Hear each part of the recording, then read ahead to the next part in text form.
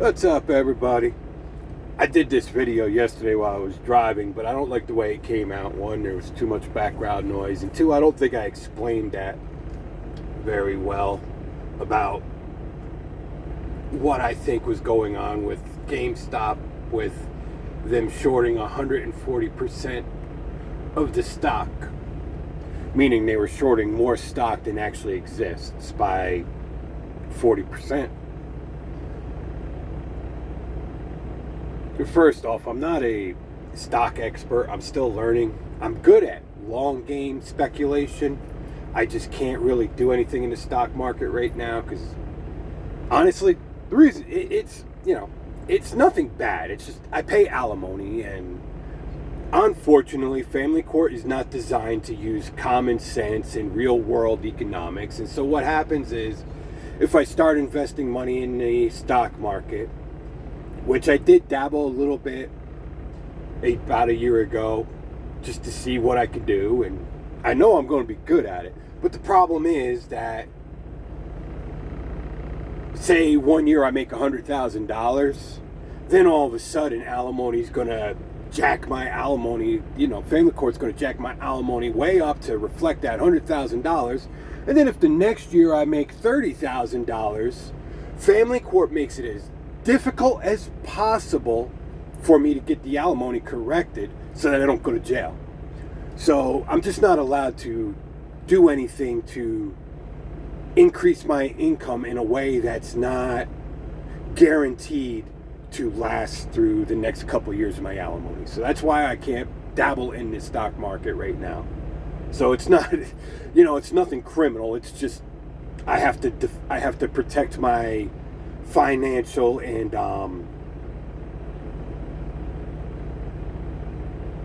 my financial needs and my liberties, because like I said, they could put me in jail for losing money. So I'm already going through that situation because I drive a truck for a living. And so even though I explained to the court how my pay works and what I do for a living, they paid absolutely no attention to it. And so they're overcharging me in my alimony, and I'm currently about $15,000 behind. They have the number wrong. They don't, fortunately I know how to do math. I don't work for the government. They think I'm over $20,000 behind. I have no idea where they come up with that number. I've tried to figure it out and I can't, but I have all my receipts. I'm about $15,000 behind. I'm basically just under a year behind. When they doubled my alimony, it screwed me way up, and it was a shock to the system. There was no way for me to absorb it, and it caused me a lot of financial difficulties. But anyway, back to this GameStop. They shorted it 140%. Now, the big question that everybody keeps asking is, why would they short it 140%? Most people are just thinking, well, it's just to run GameStop into the ground, to run the company completely, to just make as much money as you can off of it as quick as possible and completely run it into the ground. But if that was the case, they would have only had to run it up 100%.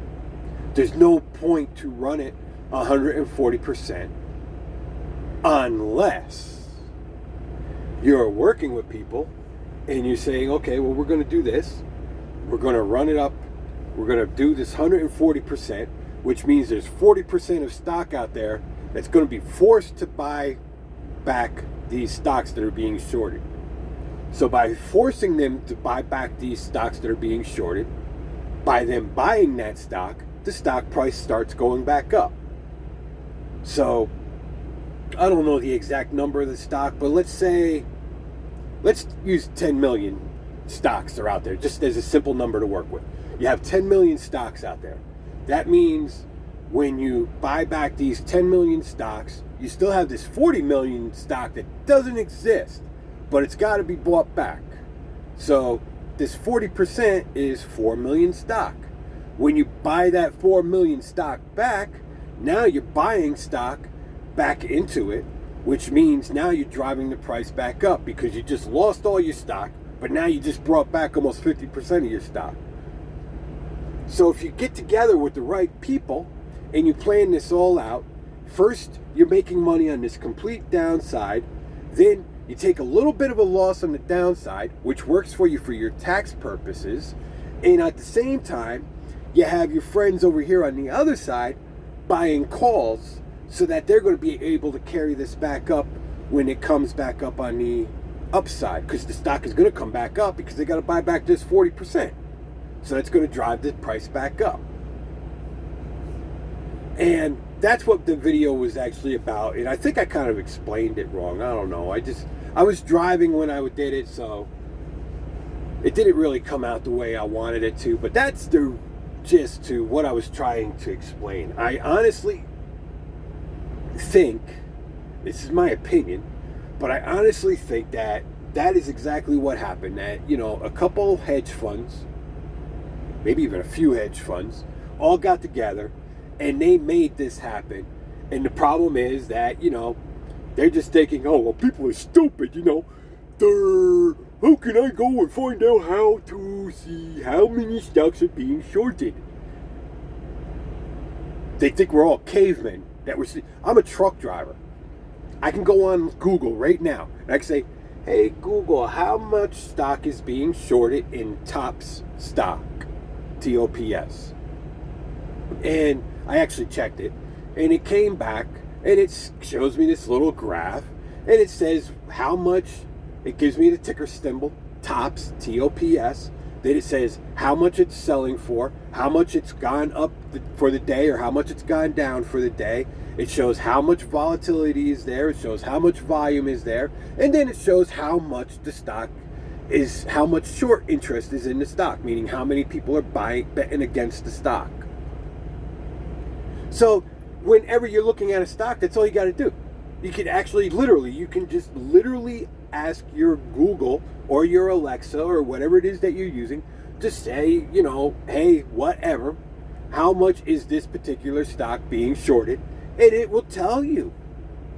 It's that easy. But you have the media out here lying to people, literally flat out lying to people, saying that these people are hacking to find out how much the stock was being shorted. There was no hacking involved. You don't have to hack.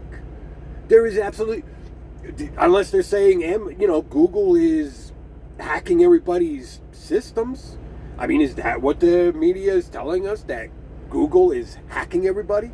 Which, well, we're not going to get into that, but I mean, is that what the media is saying? Because you don't have to hack anybody's system to find out how much the stock is being shorted. There's nothing in it. There's no insider trading to find out how much the stock is being shorted. There's no manipulation to find out how much the stock is being shorted. This is public information. Yet you have the media out here saying that these people are manipulating the market because they took advantage of a situation where the stock is being shorted heavily. Personally, when I see stock being shorted 80 or 90%, I know that's a good buy to get in and ride. Or I know it's a good stock to watch. When I start seeing it plummet, then that's when I'm going to get in and I'm going to ride it on the upside. I'm going to have to ride it down a little bit on the downside, but I know it's going to come back up because I'm looking at it. I already know that it's heavily shorted. That's not stock manipulation. That is not collusion. That's called good, sound investment. Even if you look at it the right way and you can figure out what, through looking at all the short interest and digging deep into the data, that's even how you can figure out how to buy calls so that you can buy the stock now, and that down the line it's going to go up this much because it's going to be shorted this much, and then it's going to drive the price back up when everybody's buying it back. So in a case like GameStop, you buy the calls really cheap and then you make a fortune on your calls. That's just a good, sound investment. I personally, I don't like buying puts or shorting the stock because the amount of money you can lose shorting a stock is infinite, which is the problem. That's why everybody's so upset that, these hedge funds are so upset that they're losing so much money, because the ceiling for loss when you're shorting is unlimited. The ceiling for loss when you're buying calls is only limited to how much you spent, because it can only go down to zero. Zero is the bottom number. Although, as we saw, with oil futures a year ago, theoretically zero is the number. Everybody, I imagine a lot of people remember the whole oil futures debacle. That was theoretically, that was not supposed to happen. Theoretically, as an investor, you're never supposed to have to be paid to take the oil. I mean, that was I don't even know how to explain that. That theoretically was not supposed to happen, but in real world we saw it happen. So I guess theoretically, you can go below zero, but you can't lose money when you're going below zero. Basically, let's say you have GameStop and it goes below zero like it did with the oil. Well, now when it's negative, let's say it's negative $6.78, then you go and you put in 1,000 GameStop stocks. Say, I want 1,000 GameStop stocks, but GameStop has to pay you $6.78 for each one of those stocks for you to take them, because they're negative. That's what happened with the oil futures. That was just amazing to see that all happening. But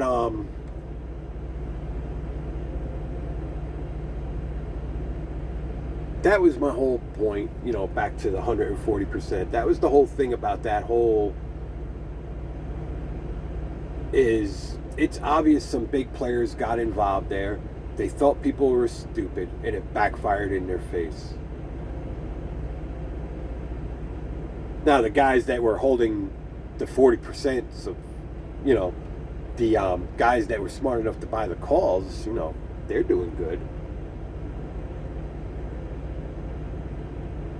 Even right now, everybody agrees it was a shitty deal. Everybody agrees that it should have never happened. But they're agreeing for different reasons. I'm not going to get into that. It's kind of like what I pointed out about, I can't remember her name there, Cortez, AOC. But, it's like when the whole thing happened up there in New York, I actually sided with her on that. But I sided with her on that on completely fundamentally different reasons. I don't believe in subsidies. I don't believe in being able to go in and buy political favors, or being a politician and being able to buy political donations by using subsidies.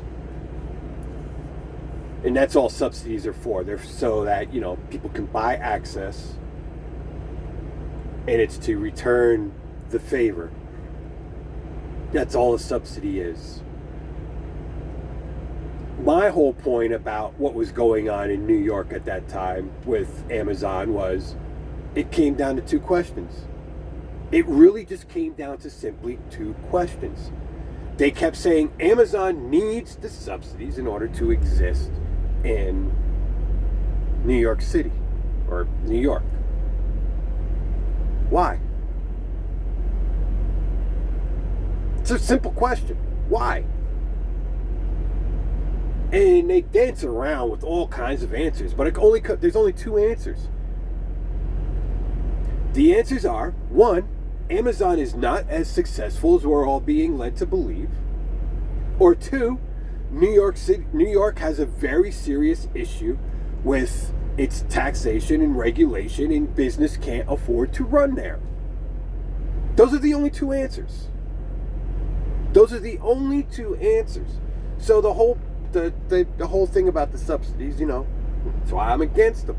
Because obviously, if you're giving a company subsidies, you're either saying, one, the state that it's operating in business can't afford to operate there, or two, you're helping a business that isn't successful run small successful businesses out of business.